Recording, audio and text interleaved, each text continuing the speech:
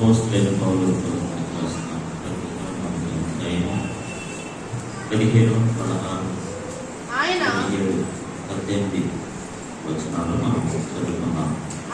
అపోస్తలులకు రాసిన పత్రిక 1వ అధ్యాయము చూస్తున్నారండి. 15, 16, 17, 18 వచనాలు మనం చదువుకుందాం. ఆయన అదృశ్య దేవుని స్వరూపి అయి సర్వ సృష్టికి ఆది సంపూర్ణుడై ఉన్నాడు.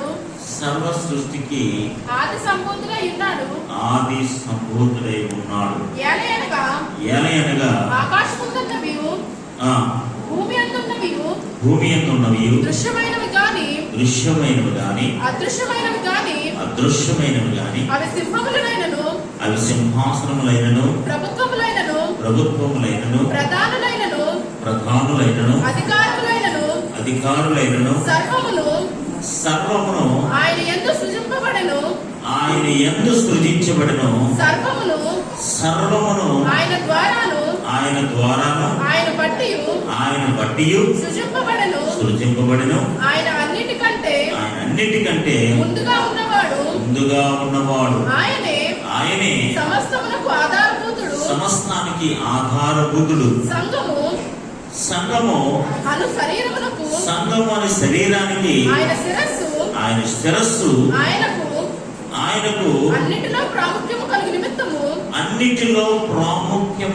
నిమిత్తము ఆయన ఆది అయ్యుండి మృతులలో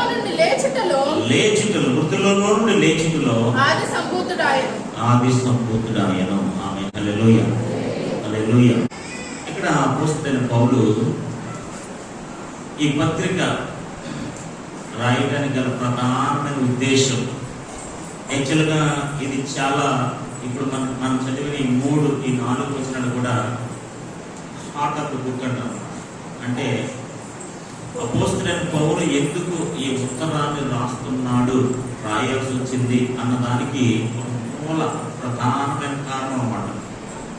the main base and main theme and the main purpose of this book, నాస్టిజం అనే ఒక భయంకరమైన నాస్తికిజం ఆ ప్రాంతంలో లేదా ఆ పట్టణంలో విస్తరిస్తూ ఉండగా, అందుకనే ఇది చాలా ఇంపార్టెంట్ సబ్జెక్ట్, ఇంపార్టెంట్ టాపిక్ అని నేను వచ్చిన పాస్టర్ గారు నేను ఫోన్ చేసి చెప్పాను.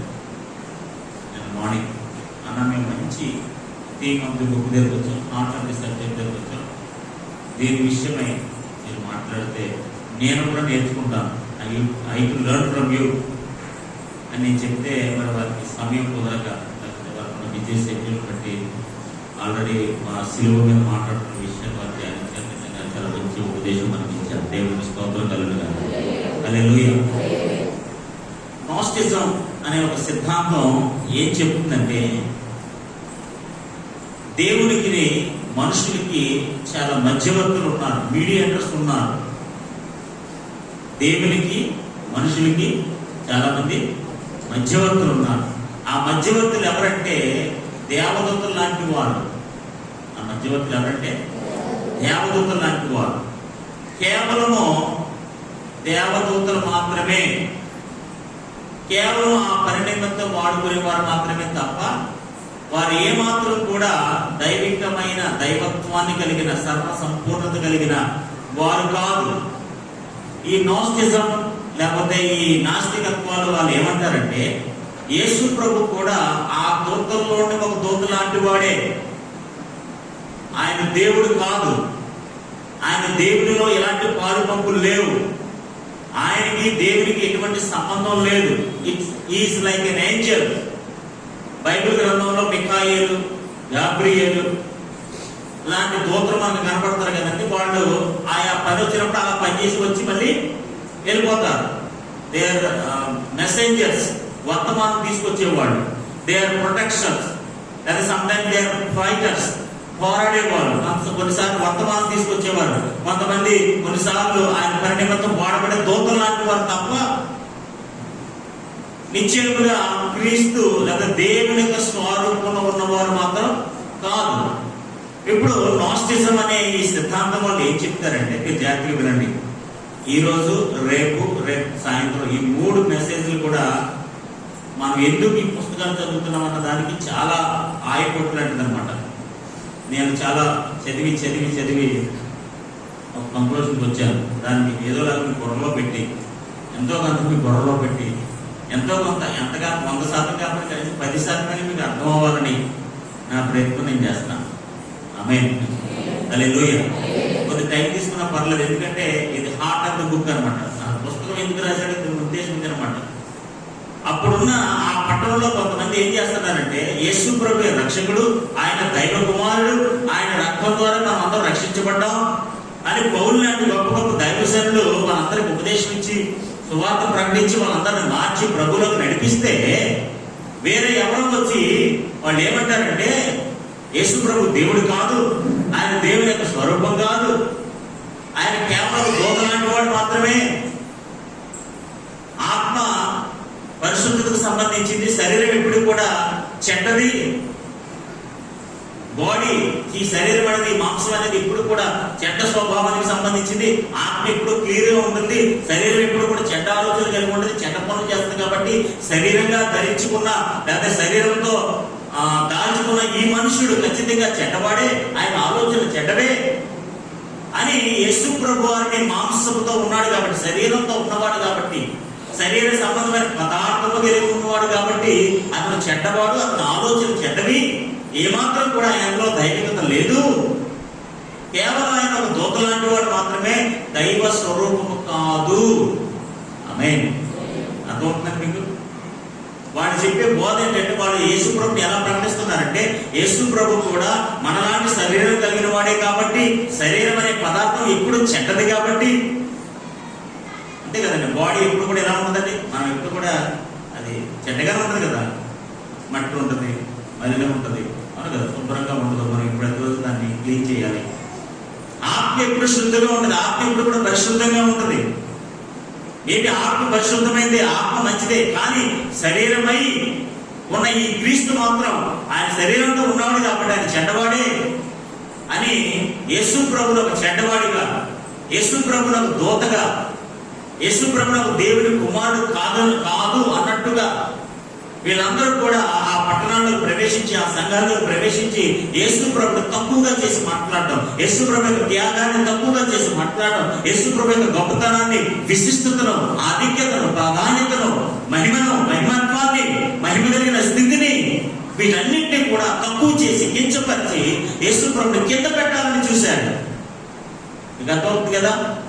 కానీ అపోస్తలుడైన పౌలు ఏమంటాడంటే, యేసు ప్రభు ఎవరంటే దైవ సమానుడు. ఆమేన్. హల్లెలూయా. హల్లెలూయా. ఇప్పుడు వీళ్ళందరూ కూడా ఏ తప్పుడు సిద్ధాంతాలు చెప్తున్నారో, అందుకేనండి మనం ఏం నేర్చుకోవాలంటే, మనం ఎప్పుడు కూడా ఒక వ్యక్తి గురించి పరిపూర్ణంగా అర్థం అవ్వాలి. క్రీస్తు అనే ప్రభు గురించి, దేవుడి గురించి, సర్వోన్నతుడైన ఆ ప్రభు గురించి మనకు అర్థం అవ్వాలి. అందుకని గత దినాల్లో నేను చెప్పాను, మీరు లేఖనాలను ఎరిగితే ఆయన మీరు పొరపడుచున్నారు.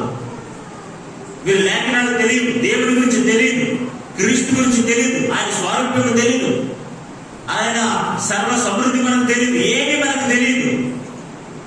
ఈ నోస్టిజం, ఈ నాస్తికత్వం వాళ్ళు అంటారు, క్రీస్తు అది ప్రభువు ఆయన శరీరంతో ఉన్నాడు కాబట్టి దైవ సమానుడు కాదు. ఏమి వాళ్ళకి అంతే అర్థమైంది. ఆమేన్. హల్లెలూయా. అంతే కదా. ఒక వ్యక్తి గురించి మనకి ఎంత అర్థమవుతుందండి? పూర్తిగా అర్థమైపోద్దా? అర్థమవుద్దా? పూర్తిగా ఎప్పుడు ఎవరికి అర్థం కాదు. వారి ఆలోచనలు, వారి విధానాలు, మన మనసులు పరిపూర్ణంగా ఒక వ్యక్తి గురించి మనం జడ్జ్ చేయలేము.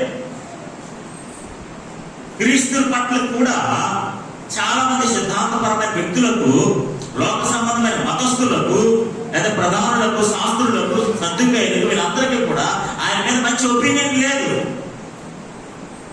ఆయన అందుకే యేసు ప్రభు కొన్ని సందర్భాలు అడిగారు, దాని గురించి ఏమనుకుంటున్నారు వీళ్ళందరూ? ప్రవక్త అనుకుంటున్నారా? ఏలియా అనుకుంటున్నారా? మోషే అనుకుంటున్నారా? What they thinking about me? వారు నా గురించి ఏమనుకుంటున్నారా సార్ అంటే వారి దగ్గర కూడా సరైన సమాధానం లేదు. ఈరోజు మనం క్రీస్తుని ఏమనుకుంటున్నాం? అందుకే అపోస్తలుడైన పౌలు ఈ కొలస్సీ సంఘానికి ఉత్తరం రాశాడు. అందుకని 15వ వచనంలో మనం ఏం చదువుతామంటే, ఆయన అదృశ్య దేవుని యొక్క స్వరూపము. ఆమేన్. హల్లెలూయా. అంటే దాని అర్థం ఏంటి? అదృశ్యం అంటే ఆయన అనగా ప్రభు అయిన యేసుక్రీస్తు. అంటే మనం ఓడిపై ఓడేద్దామే, ఓడిపై ఓడేది బాగా అర్థం. ఆయన అనగా ప్రభు అయిన యేసుక్రీస్తు. అంటే ఏ క్రీస్తునైతే వీళ్ళ తక్కువ చేసి మాట్లాడారో, ఏ క్రీస్తు అయితే శరీర మాంసములు కలిగి ఉన్నవాడు కాబట్టి ఆ శరీరం అనే పదార్థం చెడ్డది, మంచిది కాదు అని ప్రూవ్ చేశారో, దేవునికి మనుషులకి మధ్యవర్తులు ఉన్నారు. ఆ మధ్యవర్తులు ఎవరో కాదు, దేవుని దూతలు. ఆ దూతల్లో ఒక దూత క్రీస్తు. గతవుతుంది కదా. మధ్యవర్తులు చాలా మంది ఎవరున్నారు? మధ్యలో చాలా మంది ఎవరున్నారండి? దేవునికి మనుషులకి మధ్యలో ఎవరున్నారట? కొన్ని దూతలు ఉన్నాయి, అవునా కదా? కొన్ని దూతలు ఉన్నాయి. ఆ దూతల్లో ఒక దూత మాత్రమే క్రీస్తు. ఆయన ప్రత్యేకించబడిన వాడు ఏం కాదు, ఆయన ఏం దైవ స్వరూపం కాదు. ఇది మన ఏంజిల్ అంతే. మనలాంటి మా మట్టి శరీరం కలిగిన లేదా మానవ శరీరం కలిగిన పదార్థం బ్యాడ్ వన్, అది కూడా చెడ్డదే అని ఇలాంటి ఒక అసత్యాన్ని వారి మనసుల్లో, వారి హృదయాల్లో నూరు పోసేసిన వాళ్ళు అందరూ కూడా. మీకు తెలుసా, చెడ్డ ఎప్పుడు కూడా స్పీడ్గా వెళ్తుంది, సత్యమే స్లోగా వెళ్తుంది. అబద్ధమే పరిగెట్టుకుంటూ వెళ్తారట ఉద్యోగాలు. సత్యం తాబేలాగా అన్నగా నాకు అర్థం కదా. మా ఊట ఏమండి, ఇప్పుడు చివరికి ఎవరు వెళ్తారు? స్పీడ్కి వెళ్ళి వెళ్తారా, స్లోగా వెళ్ళి వెళ్తారా? చెప్పండి. ముందే స్పీడ్కి వెళ్ళిపోద్ది, తాబేలు స్లోగా వెళ్తుంది. కానీ ఎవరు వెళ్తారు అల్టిమేట్గా? చెప్పరే, నాకేం తెలియదండి, నాకేం తెలియదండి అన్నట్టు చూస్తున్నాయి మీరు అందరూ. అబద్ధం అంటే చాలా స్పీడ్గా వెళ్ళిపోతుంది, ఉద్యోగాగా ఫాస్ట్గా స్పీడ్గా వ్యాపించేస్తుంది. అందరూ వాట్సాప్లో పెడతారు, అందరూ స్టాటస్లో పెట్టేస్తారు, స్పీడ్గా వెళ్ళిపోతుంది అందరికి. కానీ సత్యం ఎలా తెలుసా? కాపీలు ఉంటుంది అనమాట. అది స్లోగా స్లోగా స్లోగా స్లోగా స్లోగా వెళ్తుంది, చివరికి అదే విజయం సాధిస్తుంది. దేవునికి స్తోత్రం కలుగుతుంది. హల్లెలూయా. ఇప్పుడు ఈ నోస్టిజం అనే వాళ్ళు ఆ సంఘంలో ఉన్న మనుషులను, లేకపోతే దైవికమైన బిడ్డలను క్రీస్తు పట్ల ఉన్నతమైన ఆలోచన కలిగి ఉన్నారు అప్పటి వరకు కూడా. అంతే కదండి, ఒక వ్యక్తి పట్ల మనం ఉన్నతమైన ఆలోచన కలిగి ఉంటాం. ఎవరో చేయాలి ఏదో చెప్తాడు అంతే. ఆ ఒపీనియన్ అంత ఏమవుతుంది? ఏమవుతుంది చెప్పండి, కొద్ది కిందకు వస్తుంది. ఆవిడ చాలా మంచి ఆవిడండి అంటారు మీరు. ఆవిడ మీకు తెలియదులే అందరు ఈవిడ అంతే. ఆవిడ మీద ఒపీనియన్ కొద్దిగా తగ్గిపోతారు. ఆవిడ చాలా ప్రార్థన పర్వాలండి అంటారు ఎవరో. ఆవిడ ప్రార్థన మీకు తెలుసు అంటే దిగిపోవాలి అంతే, తగ్గ దిగిపోతాం. సరే, మనం ఎప్పుడు కూడా వారి మాటలు వీరి మాటలు నమ్ముతాం, అసత్యాన్ని నమ్ముతాం, సత్యాన్ని అంగీకరిస్తాం, సత్యాన్ని ఒప్పుకోం, సత్యాన్ని గ్రహించాం. సత్యం అనేది మనకి వంటపడదు. ఆ బట్టలు కూడా భోజనం చాలా బాగుంటుంది, ఇంట్లో ఉండి భోజనం అంత మనకి. ఆన్లైన్లో చెప్తారు కదా, టీవీలోనే అక్కడిక్కడ ఆన్లైన్లో చెప్తారు కదా. ఆ చెప్పింది మనకి బట్టల భోజనంలో ఉంటుంది అనమాట. లైట్లో పెట్టి రంగు వేసి రకరకాలుగా చూపిస్తారు మనకి ఆహారాన్ని. బాగుందా ఆహారం ఉంటుంది, ఇప్పుడు ఉండదు. అది ఎప్పుడు చూసి ఎప్పుడు చూసినా ఉల్లిపోయే ఆ సారే అదే ఇదే అంటుంటారు అనమాట. అసత్యం ఎప్పుడు కూడా రంగురంగులతో, ఆర్భాటంతో, రకరకాల లైట్లతో కనపడదు అనమాట అసత్యం అనేది. సత్యం అనేది మన ఇంట్లో వండుకున్న స్వచ్ఛమైన ఆహారాలు అంటుంది. హల్లెలూయా, హల్లెలూయా. అది చాలా ఆరోగ్యమైంది.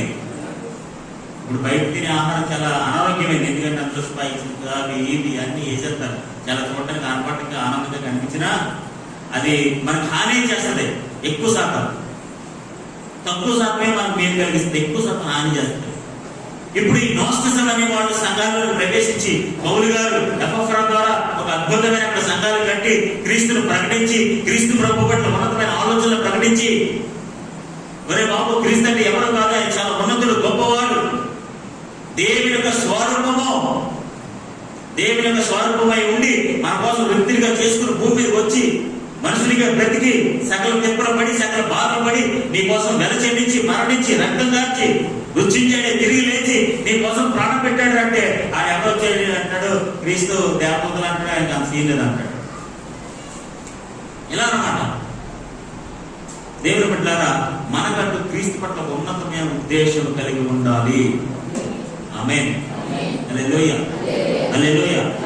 ప్రతి ఒక్కరు కూడా క్రీస్తు పట్ల ఒక మంచి ఉద్దేశం కలిగి ఉండాలి. ఎవరు ఎన్ని చెప్పినా నమ్మకూడదు, ఎవరు ఏం చేసినా నమ్మకూడదు. మనం ఒక సిద్ధాంతాన్ని, ఒక సత్యాన్ని చేత పట్టుకున్నప్పుడు, ఒక విషయాన్ని పరిపూర్ణంగా మనం నమ్ముతున్నప్పుడు మనం ఖచ్చితంగా ఆ మాట మీదే, ఆ సిద్ధాంతం మీద, ఆ సత్యం మీదే మనం పునాది వేసుకుని ఉండాలి. హల్లెలూయా. ఇప్పుడు వాళ్ళకి బుద్ధి చెప్పడానికి, వాళ్ళు సరి చేయడానికి, వారి ఆలోచన తప్పు, వారు బోధించిన బోధ తప్పు అని చెప్పడానికి అపోస్తలుడైన పౌలు ఏమంటాడంటే, ఆయన అనగా ప్రభువైన యేసుక్రీస్తు అదృశ్య దేవుడు. అదృశ్యం అంటే కనిపించడు. ఆమేన్. Nobody can see. ఆయన ఎవరు చూడలేదు, ఆయన ఎవరికి తెలియదు. ఈజ్ ఆత్మ, ఆయన స్పిరిట్. దేవుడు ఆత్మై ఉన్నాడు. ఆత్మ ఎవరికి కనపడదు. దేవుడికి స్తోత్రం కలుగునుగా. హల్లెలూయా. ఇప్పుడు పౌలు ఏమంటాడంటే, ఆయన అనగా ప్రభువైన యేసుక్రీస్తు వారు ఆ అదృశ్య దేవుడు ఉన్నాడు కదా, ఆ కనిపించిన దేవుడు ఉన్నాడు కదా, ఆత్మ యొక్క దేవుడు ఉన్నాడు కదా, ఆ దేవుడి యొక్క స్వరూపి అయి అంటే స్వరూపమై ఉన్నాడు. ఇలాగవుతుందా? ప్రభువైన యేసుక్రీస్తు అదృశ్య దేవుని యొక్క స్వరూపము. ప్రభువైన యేసుక్రీస్తు మనకెవరై కనిపించిన దేవుని యొక్క రూపము. You understand? యేసు ప్రభు ఎవరో కాదు. మీరు అందరూ చెప్తున్నారు కదా, వాళ్ళు ఎవరో వచ్చి మీకు చెప్పారు కదా, అవన్నీ తప్పు, అవన్నీ మీరు నమ్మకండి. ఆయన ఎవరంటే అదృశ్య దేవుని యొక్క పోలిక, స్వరూపము. ఆమేన్. The image of living God. జీవము కలిగిన, ఆత్మ కలిగిన దేవుని యొక్క రూపము, స్వరూపము అని చెప్తూ మనం బలపరుస్తున్నాడు. దేవునికి స్తోత్రం కలుగునుగా. హల్లెలూయా. మొదటి ఈ 15 వచనంలో మనం ఏం నేర్చుకుంటామంటే, క్రీస్తుకి దేవునికి ఉన్న సంబంధం, the relation between God and Christ. దేవునికి క్రీస్తుకు ఉన్న సంబంధం అర్థమవుతుంది కదండి.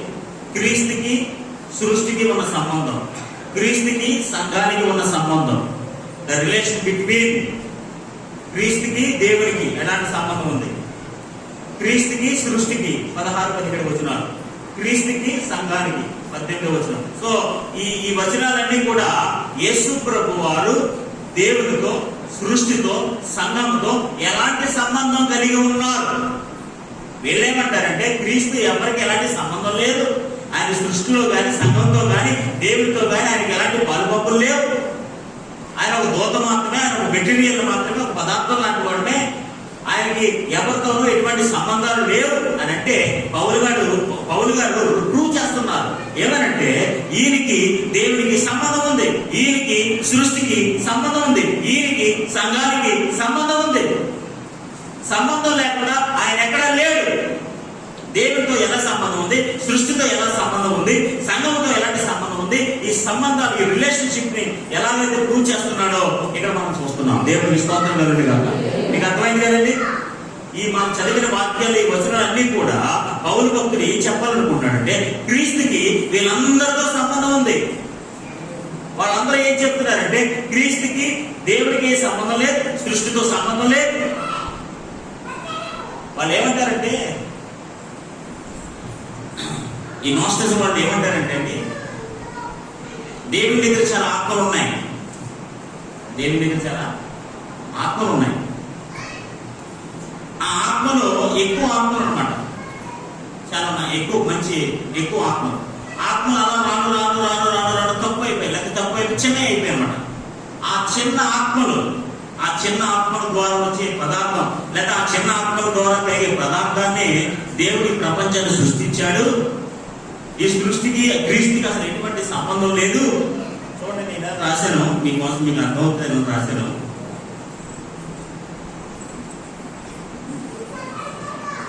దేవుడు యొక్క గొలుసు మాదిరిగా ఉన్న ఆత్మలు ఉన్నాయి. దేవుడి దగ్గర ఏంటంటే గొలుసు లాంటి గొలుసు మాదిరిగా ఉండే ఆత్మలు ఉన్నాయి. గొలుసు అంటే ఏంటి? గొలుసు అంటే మీకు తెలుసు కదా, బంగారు గొలుసు చేసుకుంటారు కదా. అంటే గొలుసు ఎలా ఉంటుంది? దగ్గరగా ఉంటుంది అన్నమాట. సో గొలుసు లాంటి ఆత్మలు ఉన్నాయి. దేవుని యొక్క ఉన్న ఆత్మలు గొప్పవారని, రాను రాను ఆ కడపటి ఆత్మలు చిన్నవైపోయాయి. మొట్టమొదటిగా దేవుని దగ్గర ఉన్న ఆత్మలన్నీ గొప్ప ఆత్మలే. ఆ ఆత్మలన్నీ కూడా రాను రాను రాను రాను కడపటి ఆత్మలు అయిపోయి చిన్న ఆత్మలు అయిపోయింటారు. చిన్న ఆత్మల ద్వారా ప్రపంచము సృష్టించబడిందని చెప్తారనమాట. ఆమేన్, హల్లెలూయా. ఆ రాను రాను కనపడే ఆత్మల చిన్న ఆత్మల ద్వారానే ప్రపంచము సృష్టించబడింది. ఆ ప్రపంచమనే పదార్థం చెడ్డది అని సృష్టిని, క్రీస్తుని, సంఘాన్ని చాలా తక్కువ చేసి మాట్లాడారు. ఈ మూడింటిలో కూడా క్రీస్తుకి ఎటువంటి సంబంధం లేదు. There is no relation. క్రీస్తుకి ఎలాంటి సంబంధం లేదు. దేవుడితో కానీ, సృష్టితో కానీ, సంఘంతో కానీ ఆయనకి ఎటువంటి సంబంధము లేదు. ఆయన ఒక పదార్థం మాత్రమే, ఆయన ఒక దేవదూత మాత్రమే. ఆయన దేవుడితో కానీ ఎవరితో ఎటువంటి సంబంధం లేదు. ఇప్పుడు పౌలు వారికి వ్యతిరేకంగా, వారిని బుద్ధి చెప్పడానికి, వారిని సరిచేయడానికి ఆల్రెడీ అలాంటి బోధన బోధించేసి సంఘంలో పాడు చేసిన వాళ్ళు చాలా మంది ఉంటారు కదా. వాళ్ళందరిలో కొంతమంది అయినా బాగుపడతారని, ఈ ఉత్తరం ద్వారా కొంతమందికి మేలు జరుగుతుందని అపోస్తలుడైన పౌలు ఏం చేశాడంటే ఈ ఉత్తరం రాశాడు. ఆ ఉత్తరంలో దేవుడితో అతనికి ఉన్న సంబంధం, సృష్టితో అతనికి ఉన్న సంబంధం, సంఘంతో అతనికి ఉన్న సంబంధం, ఈ అన్ని సంబంధాలు రాసి ఒక ప్రత్యేకమైన వివరణ మనకి ఇస్తున్నాడు. దేవునికి స్తోత్రం కలుగునుగా. హల్లెలూయా, హల్లెలూయా. మనం ఎప్పుడు కూడా క్రీస్తు పట్ల తక్కువ భావం కలిగి ఉండకూడదు. చాలా మంది చాలా చెప్తారు, చాలా బోధలు బోధిస్తారు, చాలా విషయాలు మనకు చెప్తారు. క్రీస్తు అంటే ఎవరో కదా, ఆయన తక్కువ కూడా అండి, దేవుని యొక్క అది ఇది అంటే చెప్తూ ఉంటారు. దేవతలు లాంటి కూడా మెటీరియల్ అంటే పదార్థం అండి. ఆ దినాల్లో నండి పౌలు గారు పరిచయం చేస్తే ఈ నోస్టిజం అనేది చాలా విపరీతంగా ఉండేదండి. ఇప్పుడు పీడి సుందరులు అంటే ఆలోచించి సరిపడుతుంది. కానీ పూర్వ దినాల్లో నోస్టిజం వీళ్ళందరూ కూడా చాలా ప్రభావితం చేశారు, సంఘాన్ని చాలా పాడు చేశారు. ఇప్పుడున్నంత మినిస్ట్రీ అప్పుడు లేదు. పౌలు గారు ఎక్కడో ఉండేవారు, ఎపఫ్రాని పంపించేవారు, అవునా కదా. ఎపఫ్రా నువ్వు చూసుకోవాలి అంటే ఎవడో చెడగొట్టేవాడు. మళ్ళీ ఎపఫ్రా గారికి పౌలు గారు చెప్పాలి, పౌలు గారు ఉత్తరం రాయాలి. ఇంత స్టోరీ తిరిగి, అవునా కదా. చాలా కమ్యూనికేషన్ చాలా గ్యాప్ ఉండేది. అలాంటి పరిస్థితుల్లో నేను అంటాను, ఒక ఆయన పుస్తకంలో రాశాడు, నోస్టిజం ప్రకటించిన వారికి చాలా వందనాలు. ఎందుకంటే వాళ్ళు ఇలాంటి అసత్యాన్ని చెప్పడం వల్లే పౌలు గారు ఇలాంటి ఉన్నతమైన సత్యాన్ని పుస్తక రూపంలో రాసి మనందరికీ ప్రపంచానికి అందించాడు. ఆయన రాశాడు. దేవునికి స్తోత్రం కలుగుతాడు. హల్లెలూయా. ఆ దినాల్లో నోస్టిజం వల్ల వందనాలు. ఎందుకంటే ఆ నోస్టిజాన్ని బట్టి పౌలు గారు ఉన్నతమైన సత్యాన్ని కొలసి పత్రిక ద్వారా ప్రపంచానికి ఒక సత్యాన్ని అందించాడు. ఎవరికైతే సంబంధం లేదన్నారో వాటితో ఎలాంటి సంబంధం ఉందో, ఎవరికైతే ఏమి లేదు, ఆయనకి ఏం భేదం లేదన్నారో వాళ్ళకేమో రిలేషన్షిప్ ని, సంబంధాన్ని, అన్నింటినీ కూడా పౌలు గారు చాలా అద్భుతంగా వివరించడం జరిగింది. దేవునికి స్తోత్రం కలుగునుగా. ఇప్పుడు ఆయన అదృశ్య దేవుని, ఎవరంటే ఆయన అదృశ్య దేవుడు, ఆయన కనిపించని దేవుని యొక్క ప్రత్యక్షము. ఆమేన్, హల్లెలూయా. ఆయన కనిపించని దేవుని యొక్క స్వరూపము, పోలిక, ఇమేజ్. క్రీస్తు ఎవరో కాదు, దేవుని యొక్క స్వరూపమే. వీళ్ళు ఏమంటారంటే దేవునికి క్రీస్తుకి అసలు సంబంధమే లేదు అంటున్నారు. ఇప్పుడు పౌలు గారు ఏమంటారంటే క్రీస్తు అంటే ఎవరో కాదురా బాబు, ఆ కనిపించని దేవుని యొక్క స్వరూపం వీడే. కనిపించరు కదా, ఆత్మస్వరూపమైన దేవుడు ఉన్నాడు కదా, ఆ దేవుని యొక్క స్వరూపం ఎవరనుకున్నారు? ఈయనే, ఆ అదృశ్య దేవుని యొక్క స్వరూపము. ఆమేన్, హల్లెలూయా. చూడండి, కొన్ని వచనాలు చదువుతుంటే you will get more understanding. ఇంకా మీకు బాగా అర్థమవుతుందని నేను అనుకుంటున్నాను. యోహాను సువార్త మొదటి అధ్యాయం. ఇప్పుడు ఇంట్రడక్షన్ మీకు అర్థమైపోయింది కదండి. ఈ 4 వచనాలకు ఇంట్రడక్షన్ మీకు పూర్తిగా అర్థమైంది కదా. ఎందుకు ఈ 4 వచనాలు రాయాల్సి వచ్చింది అన్న దాని గురించి మీకు అందరికీ నాకు తెలిసి మీకు క్లారిటీ వచ్చిందని నేను అనుకుంటున్నాను. ఇంకా ముందు ఇంకా వస్తుంది. యోహాను సువార్త మొదటి అధ్యాయం, యోహాను సువార్త మొదటి అధ్యాయం 18వ వచనం. ఏ ఒక్కరు కూడా ఎప్పుడైనా సరే దేవుని చూడలేదు. అందుకని మనకి ఏ పౌలు అదృశ్య దేవుని, అదృశ్యం అంటే ఏంటి? కనబడని, నోబడీ కెన్ సీ. ఎవరు చూడలేదు అదృశ్య దేవుడు. ఇప్పుడు యోహాను భక్తులు కూడా ఏమంటాడంటే ఎవడును ఎప్పుడును ఎప్పుడైనాను దేవుని చూడలేదు. ఎందుకంటే ఆయన ఎవరు? అదృశ్యమై ఉన్న దేవుడు, కనిపించని దేవుడు. ఆమేన్, హల్లెలూయా, హల్లెలూయా, హల్లెలూయా. అదృశ్యమైన దేవుడు, ఎవరికి కనిపించలేదు. సో ఇప్పుడు యోహాను భక్తులు అంటే ఎవడును ఎప్పుడైనా దేవుని చూడలేదు. ఆమేన్. తండ్రి రొమ్ముననున్న అద్వితీయ కుమారుడే ఆయనను బయలుపరచెను. ఆమేన్. ఇప్పుడు మీకు అర్థమైందండి, ఆ దేవుడు ఎప్పుడునూ ఎవరికి చూడలేదు, ఎవరికి కనిపించలేదు. కానీ తండ్రి రొమ్మున నున్న అద్వితీయ కుమారుడే. రొమ్మునంటే ఎక్కడ? దగ్గరగా, ఆయన సమానంగా, ఆయనలో. ఆమేన్. హల్లెలూయా, హల్లెలూయా, హల్లెలూయా. తండ్రి రొమ్మునున్న అద్వితీయ కుమారుడే. ఆమేన్. హల్లెలూయా. అద్వితీయ కుమారుడే ఆయనను మనకు బయలుపరచెను. బయలుపరచడం అంటే ఏంటి? బయలుపరచడం అంటే ఏంటి? తెలియపరచెను. ఆమేన్. హల్లెలూయా. మీరు అందరూ అంటున్నారు ఆయనకి ఏం సంబంధం లేదంటున్నారు. ఆయనకి సంబంధం ఉందిరా. ఎలాగంటే ఏ ఒక్కడు ఎప్పుడు కూడా ఆయన చూడలేదు. ఆయన రొమ్మను ఆనుకున్న అద్వితీయ కుమారుడే ఆయన మనకు బయలుపరిచాడు, తెలియచేశాడు. మనకు అద్భుతమైన సత్యాన్ని పౌలు భక్తులు మనకు తెలియచేస్తున్నాడు. దేవునికి స్తోత్రం కలుగును గాక. హల్లెలూయా, హల్లెలూయా. నీకు అర్థమైంది కదా? రండి, ఇంకా కొన్ని వచనాలు చూస్తే ఇంకా బాగా. మొదటి తిమోతి రాసిన పత్రిక 6వ అధ్యాయం 16వ వచనం. మొదటి తిమోతి రాసిన పత్రిక 193 పేజీ.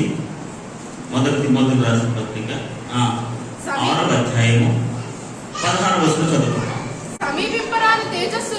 సమీపింపరాని తేజస్సులో అంటే ఎవరు సమీపించలేనండి తేజస్సులో ఆయన మాత్రమే వసించుచు అమరత్వము గలవాడై ఉన్నాడు. ఆమేన్. హల్లెలూయా. మీకు అర్థమవుతుంది కదండి? ఇప్పుడు దేవుడి గురించి అన్నమాట ఈ మాట. ఆయన ఎక్కడ ఉన్నాడట? సమీపింపరాని తేజస్సులో ఆయన మాత్రమే వసించుచు. ఎవరు కూడా అక్కడికి సమీపించలేరు. అలాంటి సమీపింపరాని తేజస్సులో ఆయన మాత్రమే. Nobody is there, nobody can see. ఎవరు ఎప్పుడు ఎక్కడైనా సరే ఆయన చూడలేదు. ఎందుకంటే ఆయన సమీపింపరాని తేజస్సులో ఆయన అక్కడ మాత్రమే, అక్కడ అమరత్వాన్ని కలిగి ఉంటాడు. సమీపింపరాని తేజస్సులో ఆయన మాత్రమే నివసించుచు వసించుచు అమరత్వము గలవాడై ఉన్నాడు. మనుషులలో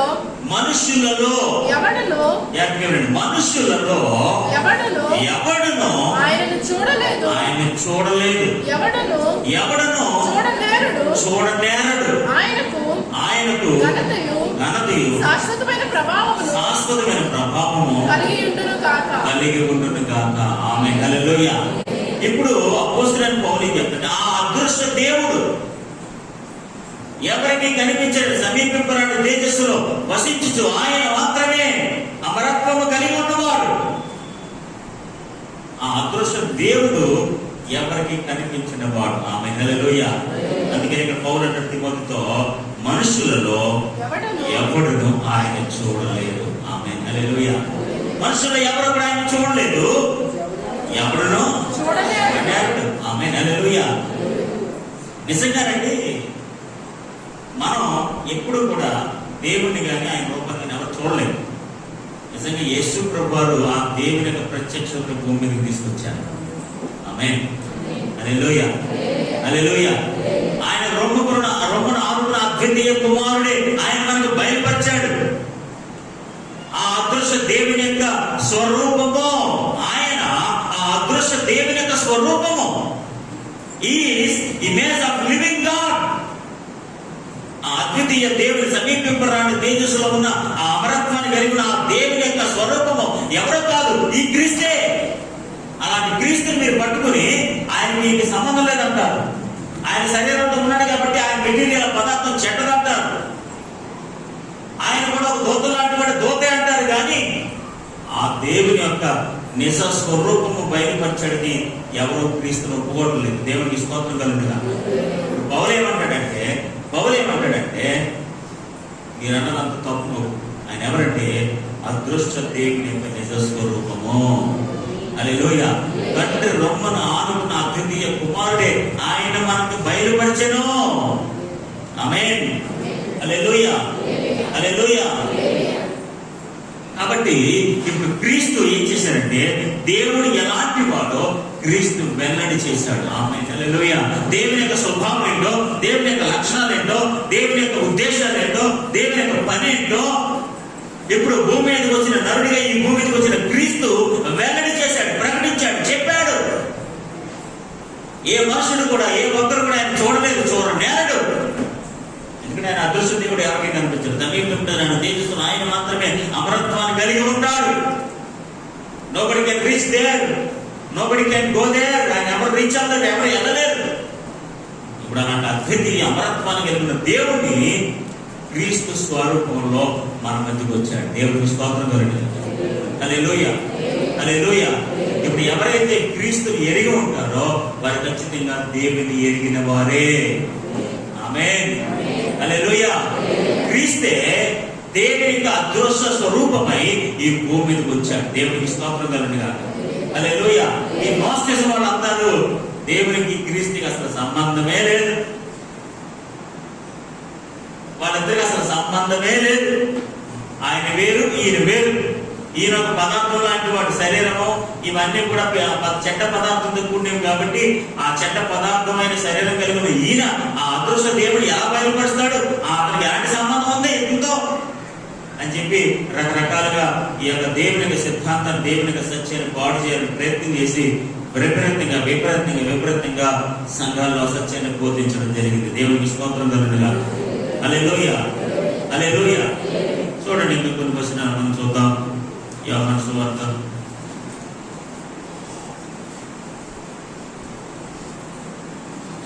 1వ అధ్యాయం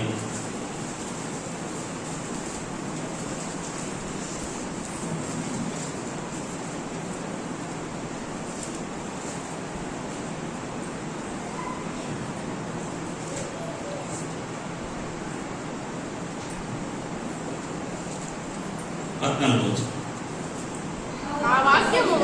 యోహాను సువార్త 1వ అధ్యాయం 14వ వచనం. ఆ వాక్యము శరీరధారి అయి కృపాసత్య సంపూర్ణుడుగా, ఆ వాక్యము శరీరధారి అయి కృపాసత్య సంపూర్ణుడుగా మన మధ్య నివసించెను. తండ్రి వలన కలిగిన అద్వితీయ కుమారుని, తండ్రి వలన కలిగిన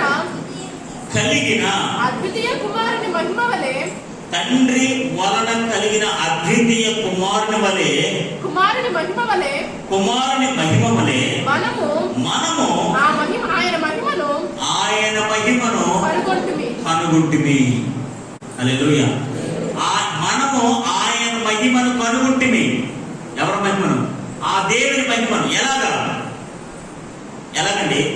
తండ్రి వల్ల కలిగిన అద్వితీయ కుమారుని మహిమ వలె ఆయన క్రీస్తుకి ఎలాంటి మహిమ ఉందో కలిగిన అద్వితీయ కుమారుని మహిమ వలె మనము ఆయన మహిమను కనుగొంటుంది. ఈజీగా చెప్పాలంటే, సులువుగా చెప్పాలంటే, తండ్రి అయిన దేవుని మహిమను క్రీస్తు మహిమ ద్వారా మనము చూచితిమి. హల్లెలూయా, హల్లెలూయా. క్రీస్తు ఏ మహిమ అయితే కలిగి ఉన్నాడో ఆ మహిమ దేవుని మహిమ. ఇప్పుడు అద్వితీయ కుమారుని ద్వారా ఆ మహిమను మనం చూడగలిగాము. హల్లెలూయా, హల్లెలూయా. ఇంకా చూడండి, మీకు అర్థం అవడానికి 14వ అధ్యాయం యోహాను సువార్త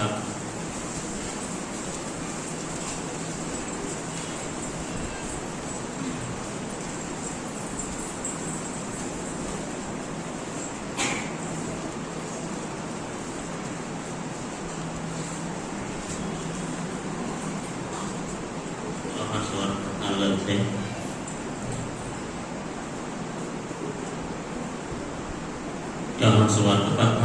7వ వచనం నుంచి మనం చదువుకుందాం. మీరు నన్ను ఎరిగి ఉంటే, మీరు నన్ను తెలుసుకుంటే నా తండ్రి మీకు తెలుస్తాడు. ఆమేన్, హల్లెలూయా. ఎంత గొప్ప మాట ఇది.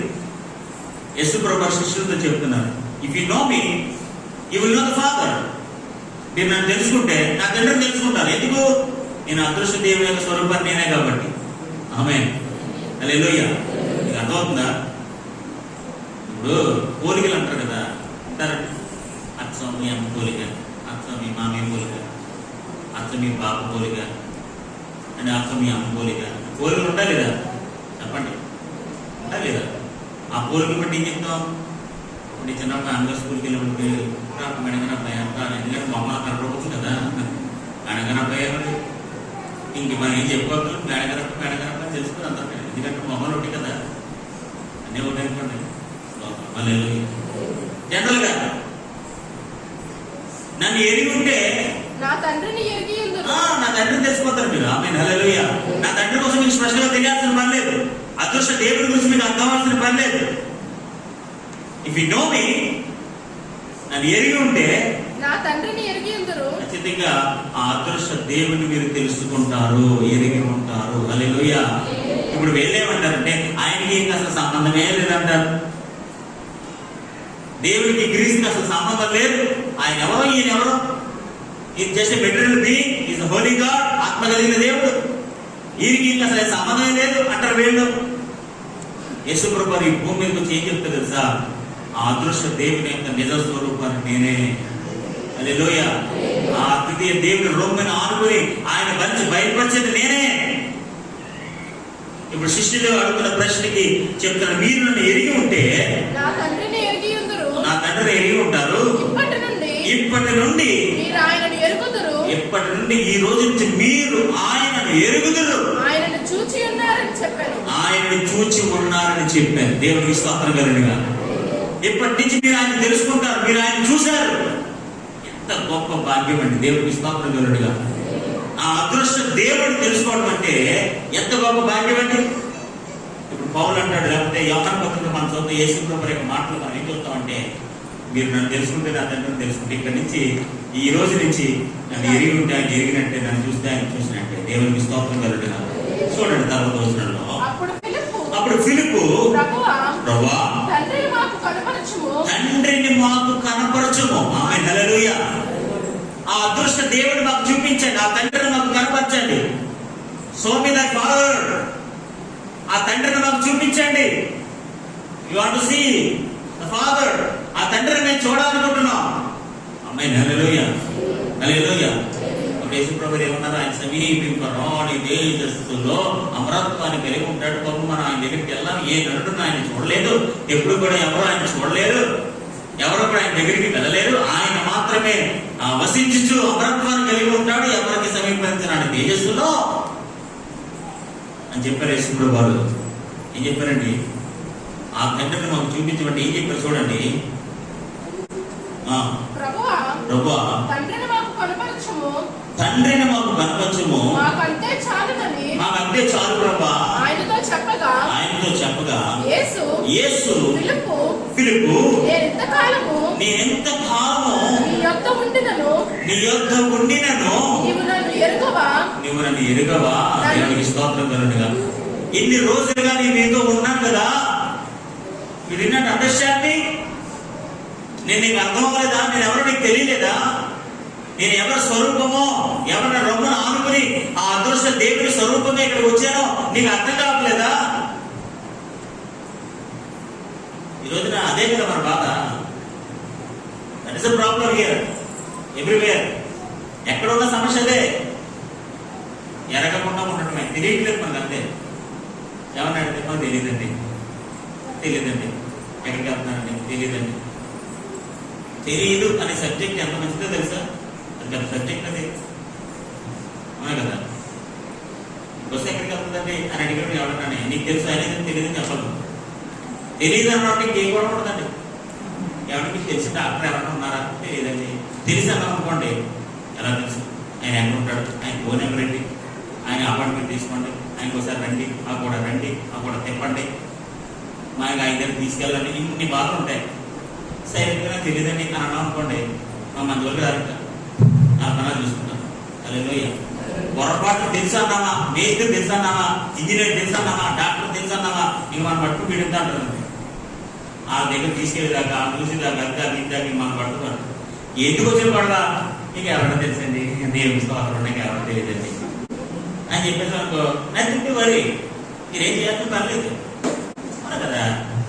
ఇప్పుడు ఏదైనా మిమ్మల్ని అడిగేమనుకోండి, చెప్పని నాకేం తెలుసండి అన్నారు అనుకోండి, మిమ్మల్ని ఏమడుగుతాం? కొంతమంది బ్యాచ్ అలా ఉంటారు, అన్నీ తెలిసినా సరే ఏం తెలియదండి మాకు. హల్లెలూయా. హల్లెలూయా. ఎందుకంటే రిస్క్ బేర్ చేయడం ఇష్టం ఉండదు ఎవరికి, రిస్క్ బేర్ చేయడం ఇష్టం ఉండదు. అలాంటి దగ్గర పెట్టుకోవాలి, ఎక్కువ చేయకండి. హల్లెలూయా. మీకు తెలిస్తే తెలిసని చెప్పండి, లేకపోతే తెలియదని చెప్పండి. దేవునికి స్తోత్రం కలుగుగా. హల్లెలూయా. ఇక్కడ ఫిలిప్పుతో ప్రభు అంటాడు, నేను ఎంతకాలం నీతో ఉన్నాను కదా, నీకు తెలీదా, నేను నీతోనే ఉన్నాను కదా, నీకు ఎప్పుడు తెలీదా? చాలాసార్లు మనం ఏం చేస్తాం తెలుసు, మనకి ఆయన కూడానే ఉంటాం, ఆయన లోనే ఉంటాం, ఆయన లోనే ఉంటాం. ఆయన గురించి మనకు తెలియదు, ఆయన ఎవరో మనకు తెలియదు, ఆయన ఎవరి స్వరూపమో తెలియదు, ఆయన ఏమైనాడో తెలియదు, ఆయన శక్తి ఏంటో తెలియదు. అందుకని సత్యకారితో ప్రభు అంటాడు, మీరు వాక్యమును ఎరుగక, ఆయన శక్తిని ఎరుగక మీరు పొరబడుచున్నారు. ఈరోజు చాలా మంది భక్తులు, దేవుని బిడ్డలు, ద ప్రాబ్లమ్ ఈజ్, సమస్య ఏంటి తెలుసా, ఆయన గురించి పరిపూర్ణంగా తెలియకే. ఆయన శక్తి తెలియదు, ఆయన ప్రభావం తెలియదు, ఆయన మహిమ తెలియదు.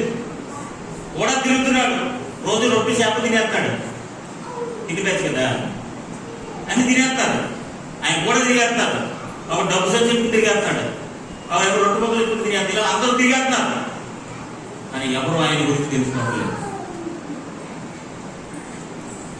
పిలుపు, నువ్వు ఎంతకాలం నా దగ్గర ఉన్నావు కదా, నువ్వేం తెలుసుకున్నావు? మళ్ళీ తండ్రిని చూపించమని అడుగుతాయండి. ఆ అదృష్ట దేవుని యొక్క స్వరూపాన్ని నేనే, అన్సీన్ గాడ్, ద ఇమేజ్ మీ, ఆ కనబడి అదృష్ట దేవుని యొక్క ఆ నిజ స్వరూపాన్ని నేనే. యు నో మీ, ఆయన నీకు తెలిసినట్టే. ఆమె హల్లెలూయా. నువ్వు నన్ను ఎరిగి ఉంటే ఆయన ఎరిగిన వాడివే. అపోస్తలుడైన పౌలు కొలస్సీ సంఘానికి ఏం చెప్పాలనుకుంటున్నాడంటే, ఆయనకి నాకు సంబంధం ఉంది, దేవుడికి క్రీస్తుకి సంబంధం ఉంది, ఆ అదృష్ట దేవుడి యొక్క నిజ స్వరూపాన్ని నేనే అని అపోస్తలుడైన పౌలు కొలస్సీ సంఘానికి ప్రూవ్ చేస్తున్నాడు. హల్లెలూయా, హల్లెలూయా. అర్థం స్తోత్రం చెప్పండి, అర్థం కారణాలు సార్ చెప్పండి. స్తోత్రం. హల్లెలూయా, హల్లెలూయా, హల్లెలూయా. నా బాధ ఏమి లేదు, కొద్దిగా మీకు అర్థమైతే చాలు, అదే నాకు ఆనందం. దేవుడికి స్తోత్రం కలుగుగా. వాళ్ళు ఎవరో ఏదో చెప్పారు, నాస్టిజం అనే వాళ్ళు ఏదో చెప్పారు, దానికి పౌలు సమాధానం చెప్తున్నాడు. ఆమె హల్లెలూయా.